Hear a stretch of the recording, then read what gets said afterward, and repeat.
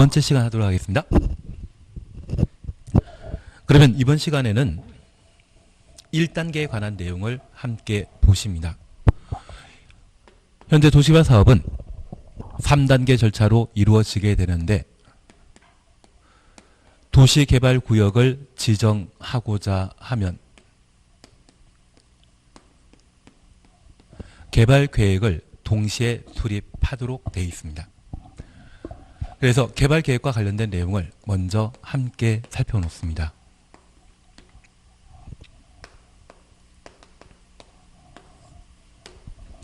우선 개발계획은 도시개발 사업을 하기 위해 지정권자가 수립하는 행정계획으로 도시개발구역에 개발계획을 수립해야 됩니다. 교재 잠깐 확인하십니다. 1번 수립권자 찾으셨죠? 도시개발구역의 지정권자 동그래 놓습니다. 도시개발 사업 계획을 수립한다. 그리고 양가로 2번입니다. 그리고 동그라미 1번입니다. 지정권자는 도시개발구역 지정하려면 가로 해놓습니다. 해당 도시개발구역에 대한 도시개발 사업 계획을 수립하여야 한다. 개발계획을 말하는데 우리가 국어 실력을 파악해 주셔야 됩니다. 국어 실력을 확인하셔야 되는데 도시개발구역을 지정하려면 개발계획 수립하여야 한다. 동시에 하는 것입니까? 다른 쯤에 하는 것입니까? 그래서 도시개발구역 지정하려면 이 말은 동시에 개발계획을 수립한다는 의미입니다. 결국 동시에 이루어지기 때문에 개발구역 지정과 개발계획 수립은 관할 관청을 같이 하고 저 개발계획 수립하는 자는 지정권자입니다. 여기 지정권자는 도시군 관리계획 결정권자였던 국토교통부 장관, 시도의사, 인구 50만 이상의 대도시장이 개발계획을 수립하게 됩니다. 그리고 동그라미 2번입니다. 개발계획 공모하거나 개발계획 공모 가로 해놓습니다. 그리고 1번에 해놓습니다. 다음 지역에 도시개발구역 지정할 때 도시개발구역 지정한 후 추천했습니다. 개발계획 수립할 수 있다. 1번 자연녹지적, 니은 생산녹지적, 디귿 도시지역 외 지역, 그리고 미음번입니다. 해당 도시개발구역에 포함되는 주거적, 상업적, 공업적, 주상공 가로 해놓습니다. 면적 합계가 전체 도시개발구역 지정 면적의 30% 이하인 지역, 30% 이하 추천했습니다. 그러면 70% 이상은 녹관, 농자란 이야기죠. 그러면 우리가 잠깐 구분하실 것은 이 개발계획을 수립하게 되면 그 시기는 도시개발구역을 지정하려면 그와 동시에 개발계획 수립해야 되는데 예외적으로 구역 지정 후 개발계획을 수립하는 경우가 6가지가 있습니다. 첫 번째, 세종시는 행복도시 만들면서 국제 공모전을 통해 도시개발에 대한 설계를 공모한 적이 있습니다. 그렇게 공모전을 실시하고자 한다면 구역이 먼저 확정돼야만 도시개발 사업과 관련된 설계 도면을 작성할 수 있을 겁니다. 그래서 이런 경우는 구역 지정 후 개발계획 수립할 수 있고, 두 번째, 도시개발 사업하게 되면 토지의 가격은 올라갑니다. 그런데 그냥 올라가는 것이 아니라 급등하는 경우가 있습니다. 현재 도시개발 사업은 주거적, 상업적, 공업지역에 도시개발 사업 시행할 수 있고 비개발 용도인 녹관, 농자에 도시개발 사업을 시행할 수 있습니다. 좀 전에 비개발 용도인 녹관, 농자가 도시개발구역 지정에서 개발 사업이 완료되게 되면 도시적으로 변경되게 되는데 그때 토지 가격은 그냥 올라간다, 급등한다. 급등하게 됩니다. 그래서 이 녹관 농자에 도시개발구역 지정하는 때는 투기를 차단할 목적으로 구역 지정 후 개발계획을 수립할 수 있습니다. 그리고 전체 도시개발구역 면적 중에 주, 상, 공이 차지하는 면적이 30% 이하라고 하면 녹관 농자 차지하는 면적이 70% 이상입니다.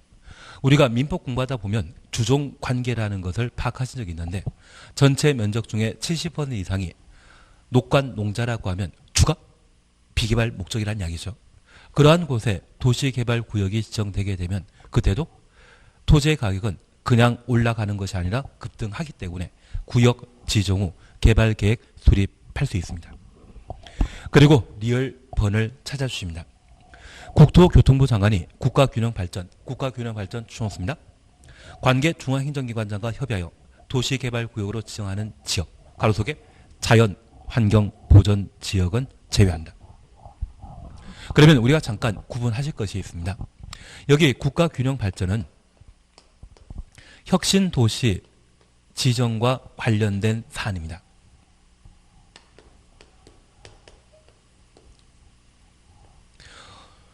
우리가 노무현 대통령 시절 때 혁신도시나 기업도시를 전국에 지정한 바 있습니다.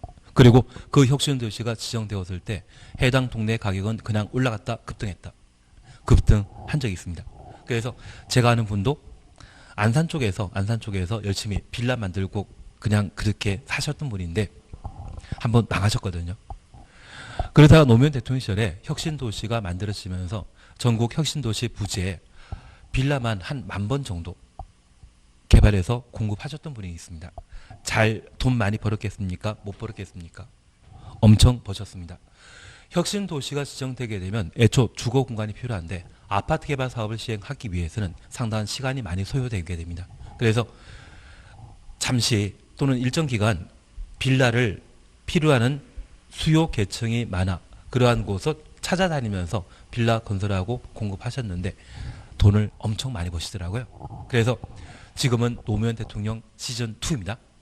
그래서 시즌2인 경우에도 아마 이번 선거 끝나고 나면 전국적으로 혁신도시를 또 한번 지정하지 않나 싶습니다. 그때 그분이 지금 그분들이시거든요. 그러면 우리가 잠깐 이해하실 것은 저 국가균형 발전과 관련된 경우에는 토지의 가격이 급등하기 때문에 투기를 차단할 목적으로 구역 지정 후 개발계획 수립할 수 있다는 것 확인해 놓습니다. 다만 우리가 이해하실 것이 있습니다. 현재 도시개발 구역과 관련되어 녹지지역 중에 보전 녹지지역은 도시개발 사업을 안 합니다. 가끔 우리 영어책 보게 되면 센트럴 파크라고 하는 공원 이야기가 나오는데 그 공원은 5년 정도 사용하고 아파트 개발한다. 100년 쭉 간다. 100년 쭉 갑니다. 그래서 이 보전 녹지지역은 공원 용지에 해당되는 것으로 절대 도시개발 사업을 할 수 없습니다. 그리고 국가균형 발전에 있어서는 자연환경 보전 지역은 제외시키는데 이 자연환경 보전 지역은 설악산을 말합니다. 아무리 혁신도시 만드는 게 중요하다 하더라도 설악산 밀어버리고 혁신도시 만드는 사람은 없습니다. 그래서 이러한 곳은 도시개발사업 대상이 못 된다는 것 기억해 주시는데 통상적인 도시개발 사업 하지 못하는 곳은 어디만? 보전 녹지지역만. 자연환경 보전 지역은 도시개발 사업 할 수 있습니다. 반면 국가균형 발전과 관련되어서는 자연환경 보전 지역은 대상이다 아니다. 아니다. 그걸 각각 구분해 놓습니다. 그래서 구역 지정 후 개발계획 수립하는 경우는 투기를 차단할 목적이라는 것 파악해 놓습니다. 한 장 넘기십니다. 202페이지 보시게 되면 개발계획 수립 기준을 함께 볼 수 있습니다. 1번입니다. 광역도시계획이나 도시군 기본계획 수립되어 있는 지역에 개발계획 수립하려면 개발계획 내용이 해당 광역도시계획이나 도시군 기본계획에 들어맞도록 하여야 한다. 그러면 잠깐 이해하실 것이 있습니다. 현재 우리는 1단계에 관한 내용을 함께 보시는데 도시개발구역 지정하려면 지정권자는 개발계획 수립하여야 한다. 그러면 이 도시개발구역은 도시개발 사업을 진행하는 장소로서 개발, 정비, 보존을 위한 집행을 위한 장소입니까? 장기 발전 방향, 비전을 제시하기 위한 장소입니까? 집행을 위한 장소가 되게 됩니다. 이런 개발구역 지정할 때 개발계획을 수립하게 되면 이 개발계획은 장기 발전 방향을 지향하는 행정계획이 아니라 집행계획의 성격을 가지고 저 개발계획은 도시, 군 관리계획과 동등한 법적 지위를 가지게 됩니다. 그러면 이 개발계획이 도시군 관리계획과 동일한 법적 지위를 가지게 된다면 저 도시군 관리계획은 광역도시계획과 도시군 기본계획이 수립된 곳에 도시군 관리계획을 위반하고자 하면 광역도시계획, 도시군 계획에 부합해야 된다? 어긋나도 상관없다. 부합해야 됩니다. 그래서 이 도시군 관리계획과 법적 지위가 동일한 개발계획을 지정권자가 수립하는 때에도 광역도시계획, 도시군 기본계획 수립된 곳이라면 이에 부합하여야 한다. 그래서 개발계획은 장기 발전 방향을 지시하는 계획이 아니라 개발 정비 보존을 위한 집행계획이라는 것 기억하시고 방향 잡아주게 되는 광역도시계획, 도시군 기본계획 수립되어 있는 경우라면 이에 들어맞도록 해야 한다. 부합해야 됩니다. 그래서 저 부합이란 말이 한자라에서 얘를 한글로 순화시켰는데 그 한글로 순화시킨 게 더 어려운 것 같습니다. 부합이 편하십니까? 들어맞도록이 더 편하십니까? 부합이 더 편한 것 같은데. 괜한 이야기 들었습니다. 다만 우리 법적 지위 개발계획은 도시군 관리계획과 동등한 법적 지위를 가지고 있다. 그렇게만 하나 확인하십니다. 그리고 양가로 2번 복합개발입니다. 330만 제곱미터 이상 330만 제곱미터 줄만 쳐놓습니다. 도시개발구역에 대한 개발계획 수립하려면 해당 구역의 주거, 생산, 교육, 유통, 위락 등의 기능이 상호 조화 이루도록 노력하여야 한다. 두 번째 우리가 봐주실 것이 있습니다. 330만 제곱미터 이상인 경우에는 복합 기능을 유지하는 개발계획을 수립하도록 되어 있는데 이번 정권에서는 3기 신도시를 발표한 적이 있습니다. 그런데 우리 1기 신도시의 가장 대표적인 것이 분당 그리고 일산이었습니다. 그런데 그 분당 일산은 배드타운으로 유명한 곳이거든요. 그래서 저 1기 신도시 개발 사업 이후 반성하는 차원에서 2기 신도시를 노무현 대통령 시절에 지정 발표할 때 330만 제곱미터 이상의 경우는 단순히 주거 기능만 제공하는 배드타운이 아니라 자급자족이 가능한 도시개발 사업을 유도하게 되었습니다. 그 가장 대표적인 것이 판교입니다. 여기 판교에는 아파트단지나 상업용지 외에 이곳에 일자리 창출과 관련된 벤처타운도 테크노밸리도 함께 조성한 적이 있습니다. 그래서 이후 330만 제곱미터 이상의 대규모 도시개발 사업이 진행되게 된다고 하면 자급자족할 수 있는 다양한 기능을 복합적으로 갖춘 도시개발계획을 수립하도록 법에 정해놓고 있습니다. 그래서 노력하여야 한다. 취지 이해하시겠습니까? 배드타운이 나으십니까? 판교 같은 테크노밸리가 나으십니까? 이쪽이 낫습니다.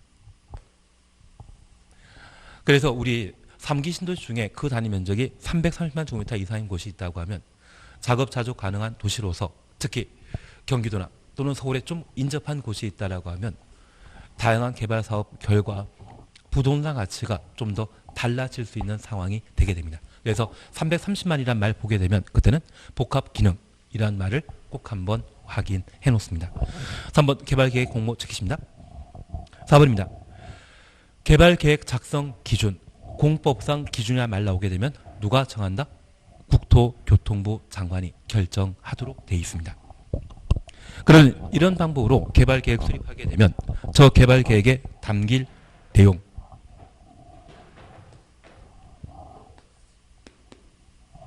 그 내용을 함께 살펴주셔야 됩니다.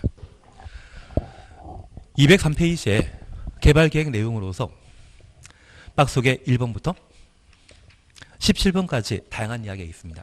그래서 우리 이렇게 잠깐 이해해 놓습니다. 지금 각종 개발 사업과 관련된 대표적인 형태가 도시개발사업과 정비사업이 있습니다. 그런데 이 정비사업과 개발사업 시행하게 되면 시행자 입장에서는 개발사업이 절대적으로 편합니다. 여기 정비사업은 정비구역 안에 토지 또는 주택이 각각 존재하고 그 주택 소유자 또는 건물 소유자에게 동의받은 때만 재개발, 재건축 사업 할 수 있는 반면 이 도시개발 사업이 이루어지게 되면 대부분 농경지를 대상으로 실시하게 됩니다. 땅 주인은 있지만 건물 주인은 따로 있다 없다. 있어도 극히 작을 겁니다. 그러면 동의받아 각종 개발 사업 하게 되었을 때 정비 사업 편하다, 개발 사업 편하다. 개발 사업이 편합니다. 다만 서울 같은 경우는 인구 1,000만인 것으로서 현재 개발할 만한 땅이 없거든요. 가장 최근에 개발된 마곡지구, 김포국제공항 주변의 마곡지구의 경우는 대표적인 농경지였는데 그걸 이번에 개발 사업하면서 서울에 더 이상 빈 땅이 없습니다. 결국 서울에서는 부득이한 사유로 정비 사업이라는 게 활발하게 이루어지게 됩니다. 그리고 우리 용인시라고 하는 곳이 있는데 그 용인시의 면적은 서울과 비슷합니다. 그런데 이 용인에 거주하고 있는 분은 인구가 한 110만 정도 되시거든요. 용인시에는 아직 빈 땅 많다 적다 많습니다.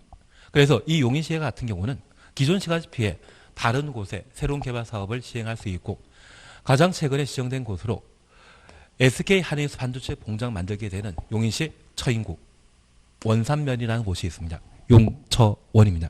그리고 이 원산면이 개발되게 되면 원산면 주변도 저 개발 사업의 여파가 충분히 미치게 되고 제가 이야기 들으니 이 원산면 기준으로 주변 일대가 작년에 토지거래 허가구역으로 지정되었다고 합니다.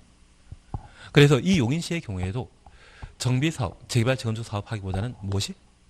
개발 사업이 훨씬 편하다 보면 인구 50만 정도인 도시 지역이 인구 50만 정도인 시군이 있다고 하면 정비 사업 하겠습니까? 개발 사업 하겠습니까?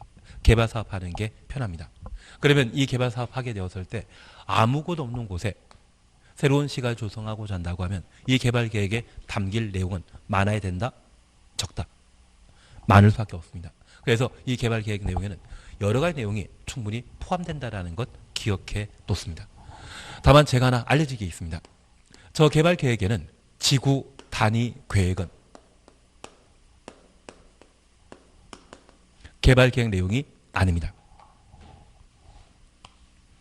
여기 지구 단위 계획은 실시 계획 내용이 될 뿐 개발 계획 내용은 될 수 없습니다.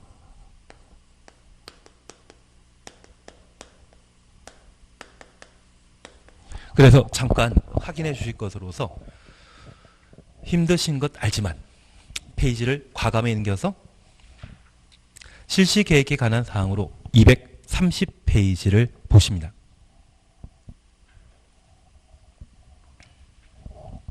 230페이지 보시면 첫 번째 줄 실시 계획입니다. 그리고 네 번째 줄에 시행자는 개발 계획에 맞게 실시 계획을 작성하여야 한다.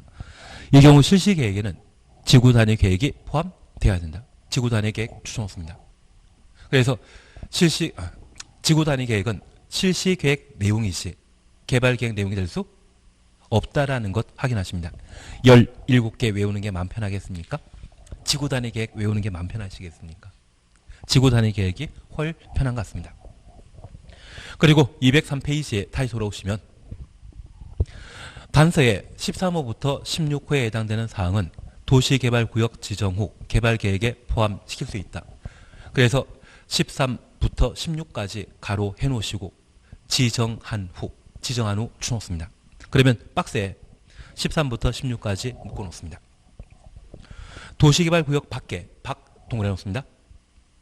지역에 기반시설 설치해야 하는 경우 기반 설치에 필요한 비용 부담 계획. 그리고 14번입니다. 수용 사용 대상이 되는 토지 등의 각종 권리와 관련된 세부 목록. 광업권이라는 것도 있고 어업권이라는 말도 있고 물의 사용권이라는 말도 있습니다. 그리고 15번입니다. 임대주택 추놓습니다. 건설계획 등의 세입자의 주거 및 생활안정 대책. 그리고 세입자 추놓습니다. 16번입니다. 순환 개발 등의 단계적 사업 추진이 필요한 경우 사업 추진 계획 등에 관한 사항, 단계적 사업 추진 추놓으시고 사업 추진 계획 추놓습니다. 그러면 우리가 잠깐 구분하실 것은 개발 계획은 도시개발구역 지정하려면 그와 동시에 개발 계획 수립해야 됩니다. 다만 네 가지 경우에는 구역 지정 후 개발 계획에 포함할 수 있는데 그 네 가지는 박수하면 임순입니다. 그래서 우리 중에 박수 제일 잘 치는 분이 있다고 하면 그분 성함이 임순이라고 기억해 주시고 이 강의실에서 공법 제일 잘하는 것은 저죠. 감사할 뿐입니다. 말도 안 되는 이야기 들었는데 동의해 주시고 그래서 박수하면 임순입니다. 그러면 첫 번째 우리 봐주실 것은 도시개발구역 밖에 기반시설의 설치비용. 우리가 도시개발사업과 관련된 큰 전제를 파악해 주시는데 도시개발 사업은 원래 어디에만 이루어진다? 도시개발구역에만.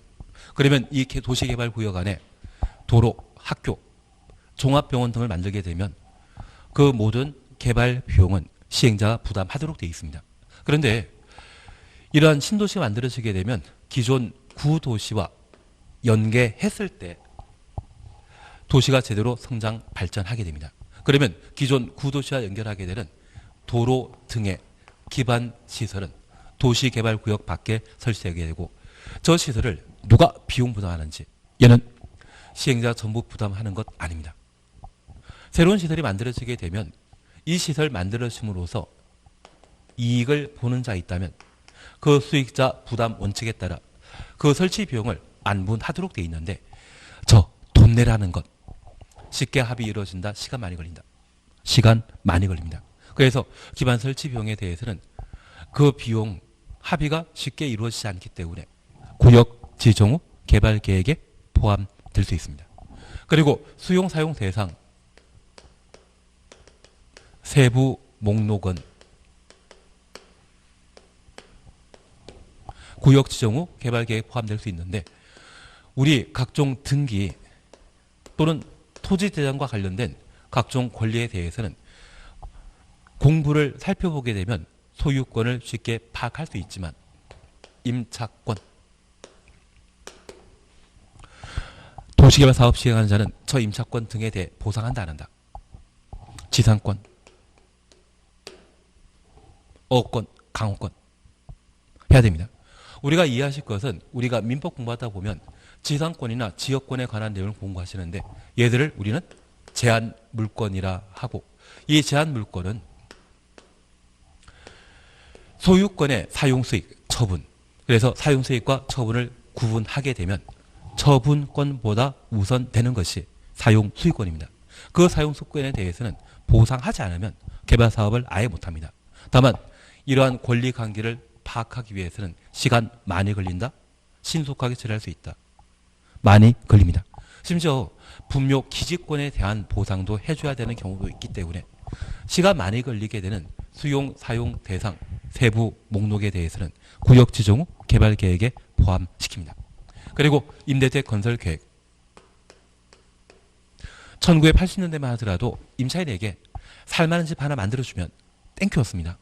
지금은 국민 생활 수준이 향상되었기 때문에 이제 임대주택도 임차인이 원하는 주택 건설해 줘야 되거든요.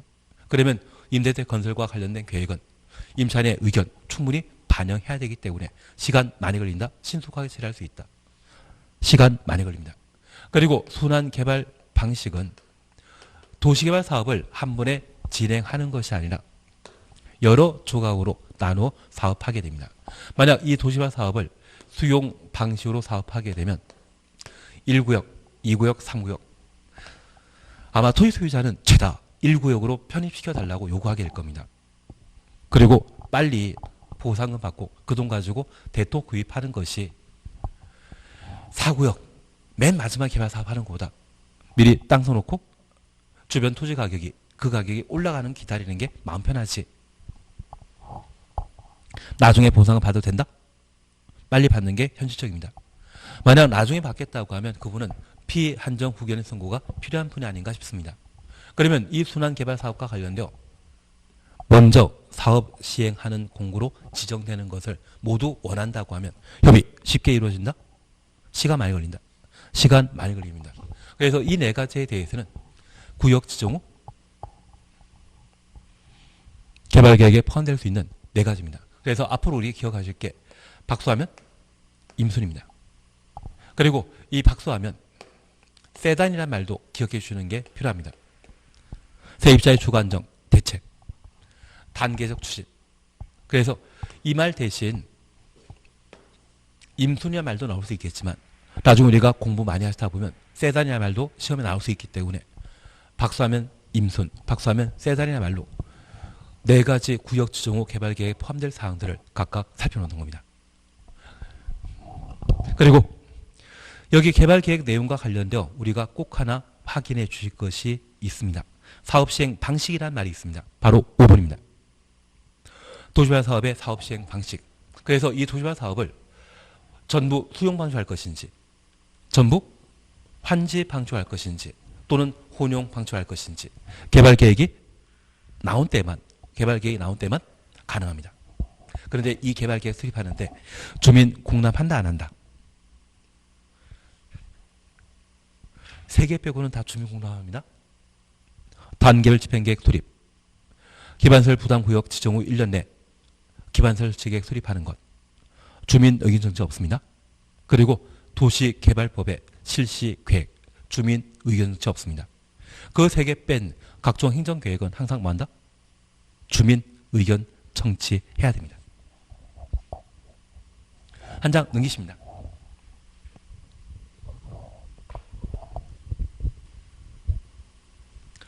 양가로 2번과 양가로 3번에 대해서는 그냥 지나갔습니다. 필요 없습니다. 그리고 4번 환지 방식의 개발계획 수립에 동의 차셨죠.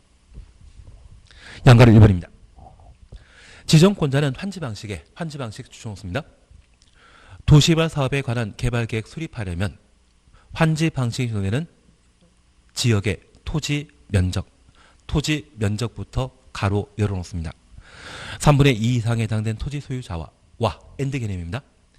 그 지역 토지 소유자 총수 2분의 1 이상의 동의 받아야 된다. 동의까지 가로 닫아놓습니다. 그리고 양가로 2번 예외 차시였죠.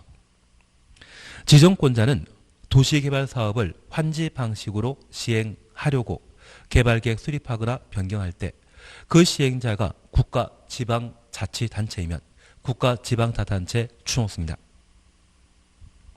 토지 소유자 동의 받을 필요 없다.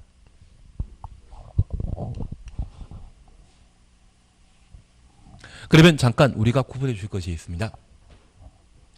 현재 사업 시행 방식은 다양한 내용들이 담기게 되는데 그러한 내용에 지구 단위 계획은 포함된다, 빠진다. 지구 단위 계획은 어디의 내용? 실시 계획 내용이고 박수하면 임순 이 네 가지에 대해서는 구역 지정 후 천천히 개발 계획에 포함시킬 수 있습니다. 그리고 특별히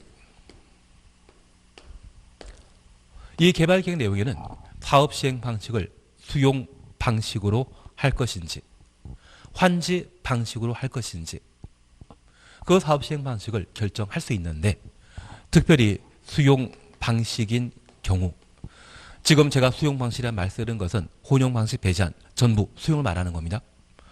도시개발구역의 모든 땅을 시행자 단독으로 소유하기 때문에 다른 이해관계인이 없습니다. 그러면 토지 소유자 동의 받을 필요 있다 없다? 없습니다.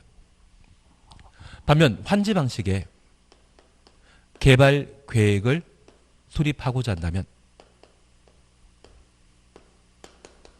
환지 방식은 사후 현물 보상 방식으로서 토지 소유자가 가지고 있는 종전 토지에 대해 개발 사업 모두 완료되면 무엇을? 환지를 사후 현물 보상하는 방식입니다. 그러면 저 환지 줄 때까지 토지 소유자는 이해관계인입니다.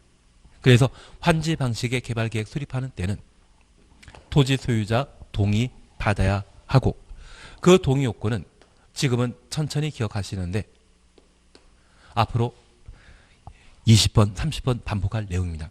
면적 3분의 2 이상의 토지 소유자의 동의와 개발구역 안에 토지 소유자 총수의 2분의 1 이상의 동의 받아 환지 방식의 개발 계획을 수립하도록 되어 있습니다. 다만 시행자가 국가, 지방, 자치단체인 경우에는 토지 소유자 동의 받을 필요 없다. 그러면 우리가 지금까지 함께 공부하시면서 기껏 국토계획법 하나밖에 공부 안 했지만 공법 전반에 걸쳐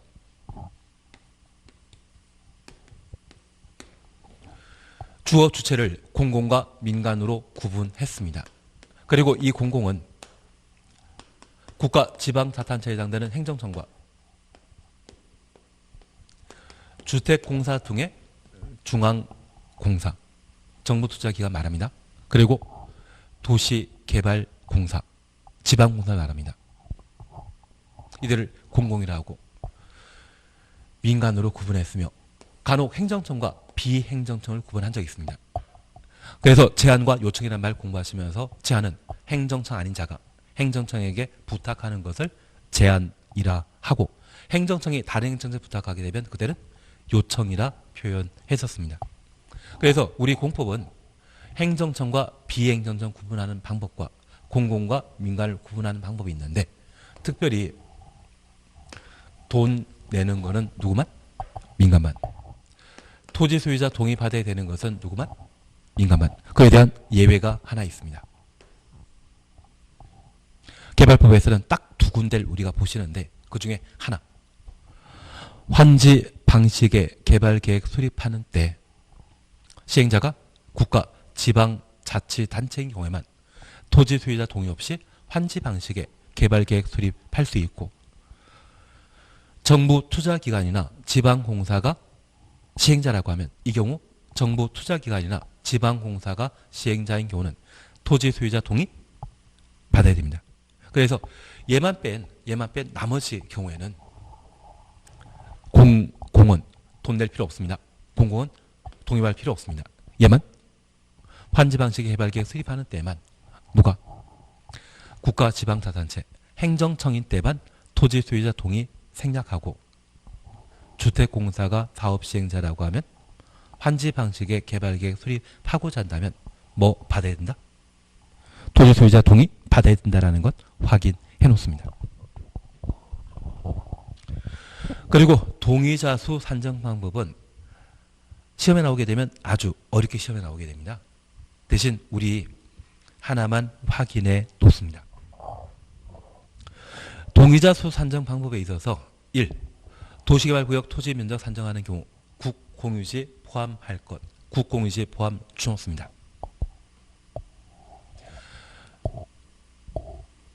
공법에서는 보통 국공유지 제외시키는데 개발법에서는 국공유지 포함합니다. 그래서 우리 국토계획법에서는 국공유지 제외한 토지 소유자 동의 받도록 되어 있는데 개발법에서는 뭐 포함한다? 국공유지 포함시킨다. 얘는 나중에 우리가 좀 실력 쌓게 되면 제가 요약집 강의할 때 다시 한번 설명드리게 될 겁니다. 왜 국공유지 포함하는지. 그리고 2번입니다. 토지 소유권 여러 명이 공유하는 경우 공유 추천없습니다.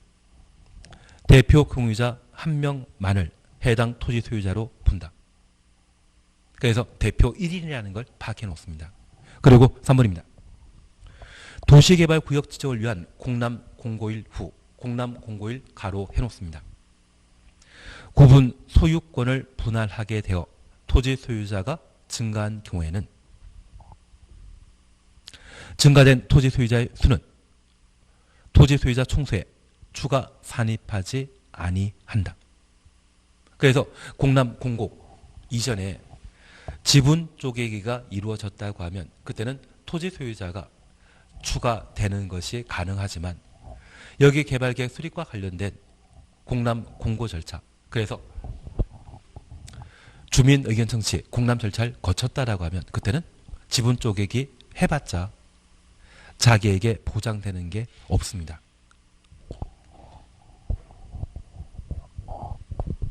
그리고 4번 필요 없는 이야기이기 때문에 그냥 지나가십니다. 그리고 5번입니다. 도시개발구역 제한된 후, 지정 제한 후 추정습니다. 개발계획 수립되기 전에 수립 전 추정습니다. 토지 소유자가 변경된 경우 한 줄 밑에 기존 토지 소유자의 동의서를 기준으로 할 것. 그래서 기존 토지 소유자 동의서 추천놓습니다. 그래서 구역 지정 제한 후 그리고 개발계획 수립되기 전에 토지 소유자가 변경되었다고 하면 변경된 토지 소유자에게 또 동의받게 되면 그만큼 시간 많이 걸리고 공익사업인 도시개발사업이 지연될 수 있을 겁니다. 그래서 기존 토지 소유자의 땅을 취득한 자가 있다고 하면 종전 토지 소유자 동의했다고 하면 그 동의를 그대로 승계하도록 되어 있습니다. 예, 그래서 제가 부탁드릴 것은 최소한 1번 도시개발구역 토지면적 산정할 때 국공유지 포함한다? 제외시킨다. 포함시킨다라는 것 기억하시고 2번 한 필지의 토지를 여러 사람이 공동 소유하게 되면 대표 1인만 동의자가 된다라는 것 확인해 놓습니다. 그리고 3번 공람 공고 후 구분 소유권을 분할한 경우라면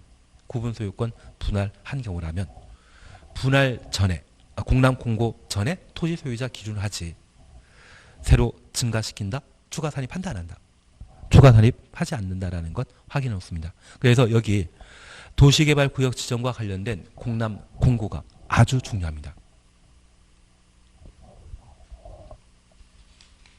예, 2번, 3번 지역적인 부분으로서 적히십니다. 한 장 넘기십니다. 206페이지 보시게 되면 도시개발구역 지정 사시였죠. 1번입니다. 지정권자입니다. 동그라미 1번입니다. 다음 어느 하나에 해당되는 자는 한 줄 밑에 도시개발구역 지정할 수 있다. 1. 시도지사, 특별시장, 광시장, 도지사, 특별자치도지사, 지도지사라고. 2번 인구 50만 이상의 대도시의 지정. 그래서 도시개발구역을 지정하는 원칙적인 지정권자는 시도지사, 대도시장이라는 것 확인해 놓습니다. 그리고 동그라미 2번입니다. 도시개발 사업이 필요하다 인정하는 지역이 둘 이상부터 가로 열어놓습니다. 특별시, 광역시, 도. 한 줄 밑에 대도시. 행정구역에 걸치는 경우 대도시까지 가로 닫아놓습니다. 관계시도지사 또는 대도시장이 협의하여 협의 동그라미 놓습니다. 도시개발구역 지정할 자를 정한다. 지정할 자 동그라미 해놓습니다. 제가 가끔 올해 부동산 중개업을 하고자 한다면 어디 가는 게 제일 좋다? 하남시. 대신 이 하남이 워낙 사람들이 돈 되는 장소로 해서 많이 몰린다고 하면 그 주변 장소 찾아가는 게 또 필요하실 겁니다. 그래서 3기 신도시가 발표되어 있는 왕숙지구나 또는 계양지구, 과천지구는 7,700세대 만들기 때문에 별 볼일 없고요. 그리고 부천 쪽의 대장지구나 또는 고양시의 창릉지구 이러한 곳 찾아가서 부동산 중개업을 기다리는 것도 괜찮으십니다. 그래도 지금 단연 돈 많이 버는 곳은 하남시입니다. 그래서 많은 중개업소들이 새로 만들어지고 있는 그런 상황이라는 것만 이야기 드리겠습니다. 그런데 이 하남이 사람들이 찾는 이유는 하남 위례지구에 대한 개발 사업입니다. 현재 하남 위례지구는 일부는 서울 강동구에 속해 있는 곳이 있고 일부는 경기도 하남시, 일부는 성남에 걸쳐 있는 상황입니다.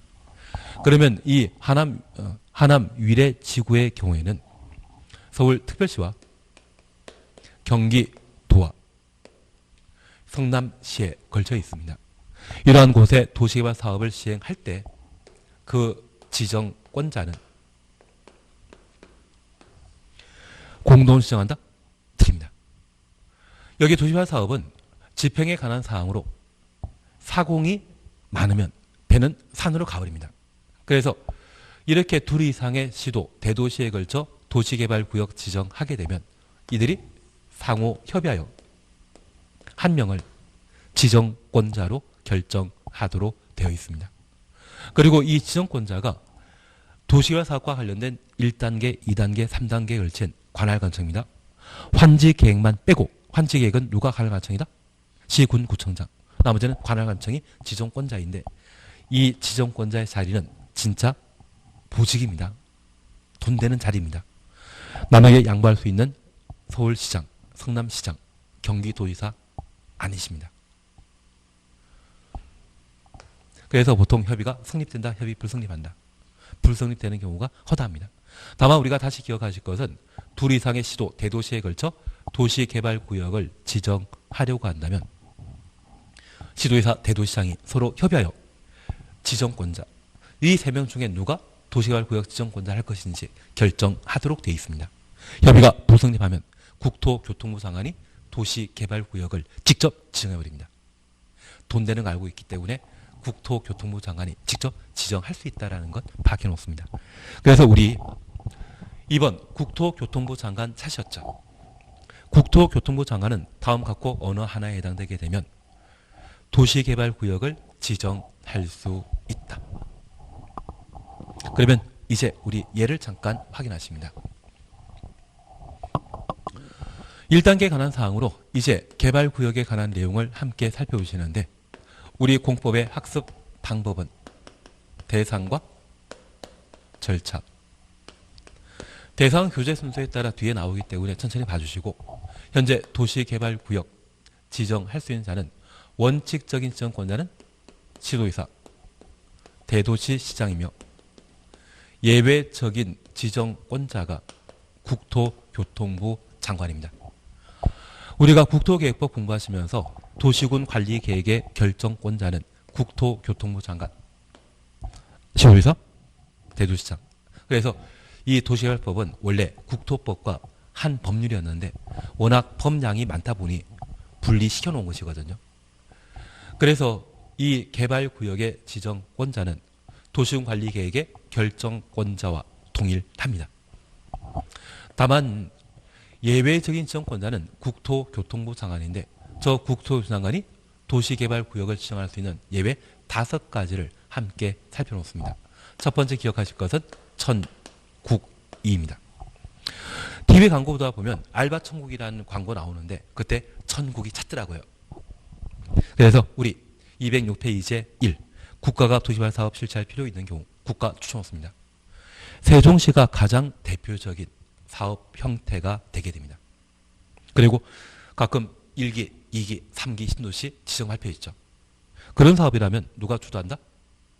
국가가. 그래서 3기 신도시 발표할 때에도 국토교통부 장관이 TV에 출연하신 적이 있습니다. 보고 반가웠습니까? 예, 그리고 두 번째입니다. 5번 보게 되면 천재지변 그 밖의 사유로 도시개발 사업을 긴급하게 할 필요가 있는 경우 천재지변 추천했습니다. 그리고 4번입니다. 위 양가로 1 이에 따른 협의가 성립되지 아니하는 경우. 그러면 우리 잠깐 이해하실 것이 있습니다. 저는 천재지변을 말합니다. 천재지변으로 긴급한 도시개발 사업 실시할 필요가 있다면 누가? 국토교통부 장관이 도시개발구역 지정하고 국가가 도시개발 사업할 필요가 있다고 하면 누가? 국토교통부 장관이 도시개발구역 지정하며 둘 이상의 시도, 대도시에 걸쳐 도시개발구역을 지정하고자 하는데 저 지정권자는 시도지사, 대도시장이 협의하여 결정해야 되는데 그 협의가 성립되지 않으면 누가 도시개발구역 지정할 수 있다? 국토교통부 장관이. 그래서 우리는 천국이란 말을 기억해 놓습니다. 그리고 두 번째 우리 기억할 게 있습니다. 공법 전반에 걸쳐 천재지변과 국토교통부 장관이 연결되는 것은 여기가 유일합니다. 여기 빼고 다른 데는 없습니다. 그러면 그동안 우리 함께 공부하시면서 국가계획과 국토교통부 장관을 자주 매칭시켰는데 천재지변 국토교통부 장관 매칭되는 것은 여기만 유일하다라는 것을 기억해 놓습니다. 그러면 하나 질문이 있습니다. 천재지변으로 긴급한 재개발 사업을 할 때 국토교통부 장관이 정비구역 지정할 수 있다? 드립니다. 천재지변으로 긴급한 도시군 계획설 사업, 도로나 종합병원 만드는 도시군 계획설 사업을 천재지변으로 긴급하게 시행할 때 국토교통부 장관이 결정할 수 있다? 없습니다. 천재지변과 관련되어서는 도시개발구역 지정할 때 국토교통부 장관이 지정권자라는 것 기억해 놓습니다. 그리고 두 번째 하나 여쭙게 있습니다. 천재지변으로 긴급한 개발계획 수립할 때 국토교통부 장관이 수립할 수 있다? 없습니다. 천재지변과 장관 연결되는 것은 어디만? 도시개발구역 지정할 때만 유일하게 등장하고 다른 데는 있다 없다? 없다라는 것 파악해 놓습니다. 그것 잡아주시는 게 여기였습니다. 그리고 마지막으로 2번, 3번 묶어 놓습니다. 관계 중앙행정기관장이 요청하는 경우 요청 추놓습니다. 3번입니다. 시행자 될 수 있는 공공기관장 또는 정부출연기관장이 공공기관장부터 정부출연기관장 가로 해놓습니다. 30만 제곱미터 이상으로 30만 추놓습니다. 국가계획과 밀접한 관련이 있는 국가계획 추놓습니다. 도시개발구역 지정을 제한하는 경우 제한 동그라미 해놓습니다. 그래서 이제 요청과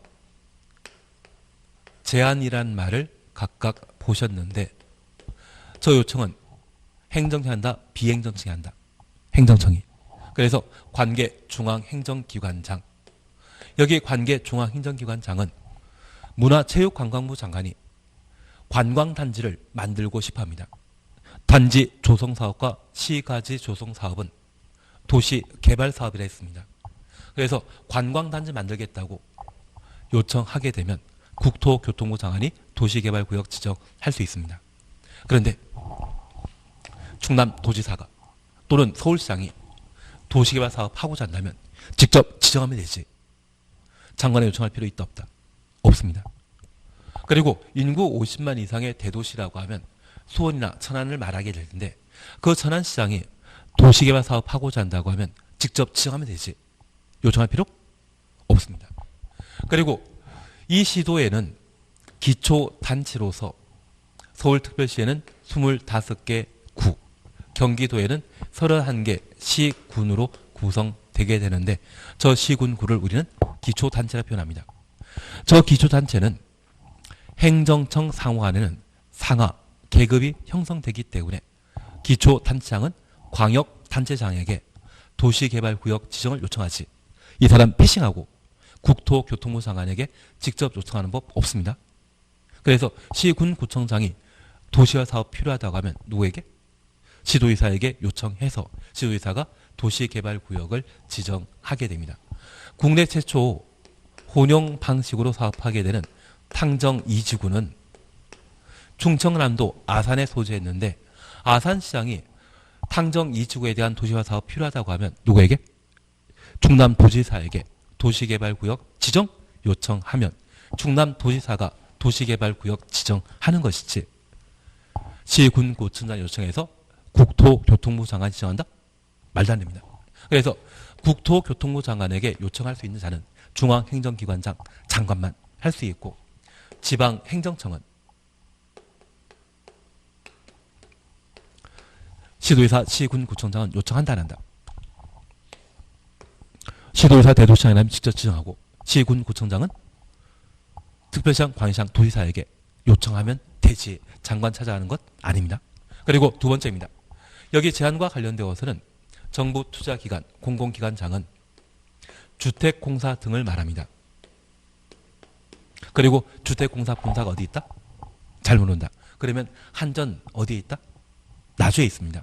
그리고 그 나주에는 한전대학이라는 것을 조만간 만들게 되면 아마 서울대만큼 유명한 학교가 될 겁니다. 그러면 그 한전 본사가 있는 나주, 그 나주에 국가계획과 관련된 혁신 도시를 만들어 놨고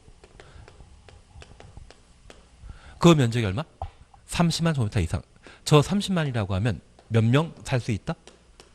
10,000명 살 수 있는 공간입니다. 바로 혁신 도시와 관련된 도시개발 사업 하고자 한다면 국토교통부 장관에게 제안할 수 있고 이 경우는 국토교통부 장관이 도시개발구역 지정할 수 있습니다. 그러면 우리가 잠깐 이해하실 것이 있습니다. 저 제안이 혁신도시와 관계된 사항이라면 지방자치단체에 있는 공사 있거든요. 저 지방공사도 혁신도시 만든다 안 만든다? 여기 혁신도시는 국가균형발전과 관계된 사항으로 수도권에 집중되어 있는 정부 투자기관을 지방으로 이전시키기 위해 시행한 사업이거든요. 지방공사는 그냥 그 자리에 있으면 되죠. 여기 지방공사는 제안하는 당사자이다 아니다? 아닙니다.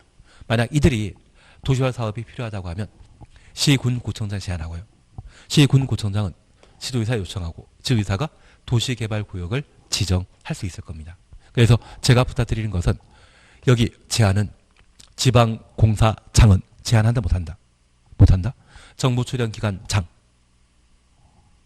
공공기관 장이 국가계획과 관련되어 30만 제곱미터 이상의 도시개발사업 하고자 할 때, 제안할 때 국토교통부 장관에게 제안하고 이 경우 국토교통부 장관이 도시개발구역 지정할 수 있다는 것 확인해 놓습니다.